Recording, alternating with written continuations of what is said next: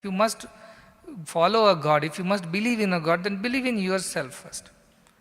Don't have to believe in me, don't have to believe in our Narasimhamurti, don't have to believe in any God here. If at all you have to believe in someone, please believe in yourself. Begin there. I am that divine that I am which I am looking for. Enough of superimposing and extrapolating or doing worshipping outside us. Enough is enough. Enough. Now you think that divinity is within me. I am that divine. And behave, think, work accordingly. When you know you are a girl, you walk, talk, sing, everything like a girl. When you know you are a boy, you walk, talk, wear things like a boy. Like that, when you know you are God, you must walk, talk, behave like God. As simple as that. You must believe in that. That's all I'm saying. Don't have to worry about who is who and what is what externally. Just ask yourself, I am divine. Am I living in accordance with the divinity that I truly am? And keep working, keep working. Somebody asks, Swami, you tell so easily, but it's so difficult to believe that I'm divine. You know how bad I am. I told, I know how bad you were, you are, and you will be also, I know. Yet I believe you are divine. Yet you are divine. That is the ultimate truth. So believe that. Pretend, tend, end. That is the method. Pretend that you are divine. It does not mean tomorrow onwards, you ask people to start worshipping you. I am divine.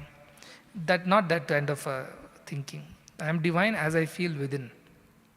And I behave accordingly. If you behave in a divine way, people will automatically worship you. You don't have to invite anybody. People will see that in you and they will come to you. But don't worry about that. You believe that you are divine. At least pretend that you are divine to begin with. And try to tell your mind, see, I am supposed to be divine. Are these thoughts okay for a divine? Are these words okay for divine? Are these actions okay for divine? Ask yourself. Pretend to be divine at least. Those who never made an effort will never reach. At least you will fall and then you will reach. But you don't make an effort, how do you even move an inch forward? So make this effort. And this idea of good, bad, all this disappears in that divinity. But that is too much for me to tell today. For now, think like this. My thoughts, words and actions should be aligned to the divine nature that I truly am. And believe in that divinity which is within. Believe that is the God that is within. Forget about looking for God outside. Look for it within, and this search will end when you truly start believing that you are divine and start behaving accordingly. And slowly it will influence everything in your life. It will change you completely just by believing it. So believe that is the most important aspect. And I know whatever you might feel or think about yourself, how many ever mistakes you have done, how many ever good or bad you have gone through, yet you are divine. That is the truth that is non-negotiable, that cannot be changed. See how beautiful our scripture says. Which scripture comes and tells you, you are that God, you are divine? Where in the world, who tells you that you only are divine, you are only God? Except our Indian Vedic scriptures, our Upanishads, they tell you are divine. Believe in that first. After that, look at other things. How wonderful. You are blessed to be born in a country like that. This is Bharatiyata. To believe in our scriptures and to live according to that belief. Not simply read and forget and quote and forget, but to live every day in that thought that I am divine, that is most important. And please put efforts.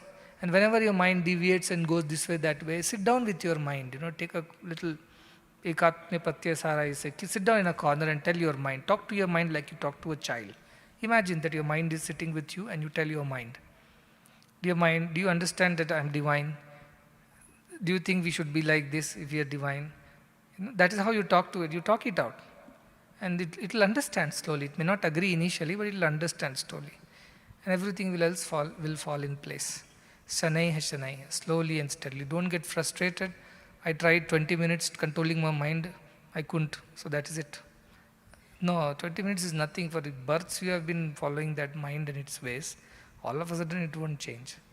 Take some time. Give yourself some time. Have some patience in spirituality. It is a game of patience and perseverance. You can't give up and you can't lose patience in this path. So keep having patience and working towards that ultimate wisdom that you are divinity, you are divine, and That should change all your thoughts, words, and actions. And even if you fall, I don't mind. I will appreciate if you walk and fall, then keep sitting and thinking that you're safe. I will appreciate you go take a chance, follow your intuition, follow that divinity, follow that voice within. Make few mistakes, that's better than not doing at all. You understand? And you must go and do mananam on whatever I'm saying. These are words, again and again these won't come. Its time has come, so it is being told. Unless you digest it now, you won't get another serving later. So please go back, and all the wardens and teachers who are there, please encourage children to believe in their own divinity. Before you tell, this is an avatar, that is an avatar, this is how it was, this is how it is, first tell that child, you know what, you only are divine.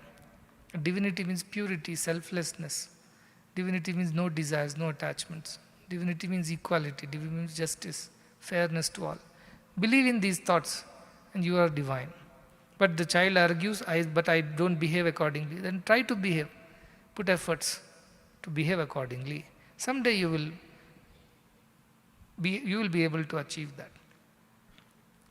So you must go and meditate and contemplate on this thought. No running behind things outside you. Go within, work on yourself. That should be the way forward.